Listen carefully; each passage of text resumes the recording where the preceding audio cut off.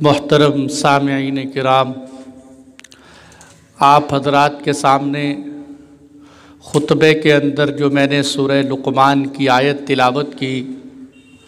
وَمِنَ النَّاسِ مَن يَشْتَرِي لَهْوَ الْحَدِيثِ، کہ کچھ لوگ ایسے ہیں جو بیہودہ باتوں کو خریدتے ہیں تاکہ لوگوں کو اللہ کے راستے سے بہکائیں، وَيَتَّخِذَهَا هُزُوًا، اور اس کا مذاق اڑائیں۔ اس آیت کا شان نزول مفسرین نے یہ لکھا ہے کہ نضر بن حارث یہ مشرکین مکہ میں سے ایک بہت بڑا تاجر تھا جو بیرون ممالک میں تجارت کیا کرتا تھا۔ ایک مرتبہ یہ تجارت کے لیے ملک فارس میں گیا اور وہاں جا کر اس نے شاہان عجم کے بادشاہ اور کسریٰ کے قصے کہانیاں خرید کر لایا،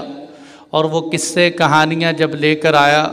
تو اس نے مشرکین مکہ سے کہا، دیکھو بھائی، تمہیں اللہ کے نبی قوم عاد اور سمود کے قصے سناتے ہیں، میں آج تمہیں ان سے بہتر اسفند اور رستم اور کسریٰ کے قصے سناتا ہوں۔ چنانچہ اس کے قصے سننے کے لیے مشرکین کو بڑی دلچسپی لگی، اور وہ مشرکین کہ جو قرآن کو سنا کرتے تھے کہ قرآن کی ایک کشش ہے اور قرآن میں ایک شیرینی مٹھاس ہے، جو چھپ چھپ کے قرآن سنتے تھے، وہ لوگ بھی اس کی قصے کہانیاں سننے لگ گئے، کیونکہ اس کے قصے کہانیوں میں کوئی تعلیم تو ہے نہیں تھی، بس صرف سننا ہی سننا تھا۔ اور حضرت عبداللہ بن عباس فرماتے ہیں کہ اسی نضر بن حارث نے ایک باندی خریدی۔ جب لوگ قرآن سننے کا چاہتے ہیں مشرکین تو ان کو کہتے، آؤ اللہ کے نبی جب تمہیں قرآن سناتے ہیں تو کہتے ہیں قرآن سنو، اور سننے کے بعد کہتے ہیں نماز پڑھو، روزہ رکھو، زکوٰۃ دو، حج ادا کرو۔ میں تمہیں اس باندی کی باتیں سناتا ہوں، اس باندی کے گانے سنو اور عیش کرو، زندگی مزے کی اڑاؤ، اس کے بعد تمہارے اوپر کسی قسم کا کوئی مطالبہ نہیں۔ تو لوگ اس کی اس طرح کی باتیں سنتے۔ اس آیت کے شان نزول سے ہمیں یہ بات اچھی طرح سمجھ آ گئی کہ نضر بن حارث کا یہ ناٹک اس لیے تھا کہ تاکہ مسلمانوں کے ذہنوں کو ایسے معوف کر دیا جائے کہ مسلمان دین کی بات سننے اور سمجھنے کی صلاحیت نہ رکھ سکیں۔ اور حضرت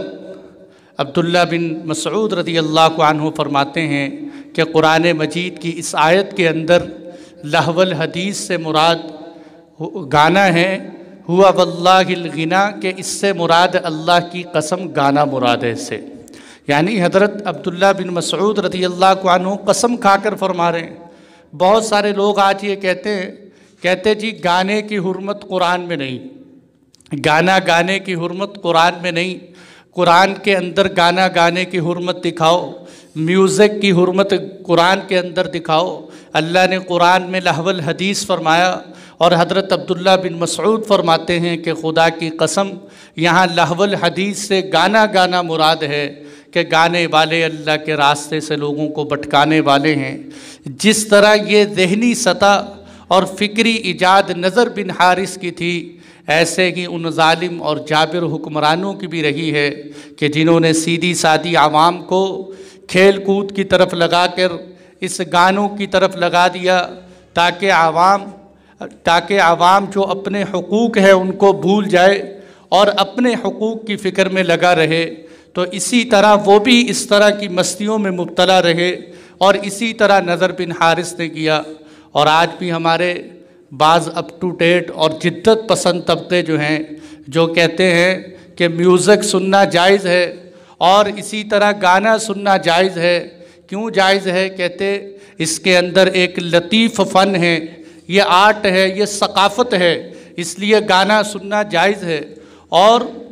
یہ تو بیچارے ان کا حال تو بالکل ایسے ہی ہے، دیکھیں جیسے کوئی بیماری ہوتی ہے نا، بیماری کا آخری اور خطرناک درجہ یہ ہوتا ہے کہ بیمار آدمی بیماری کو بیماری نہ سمجھے،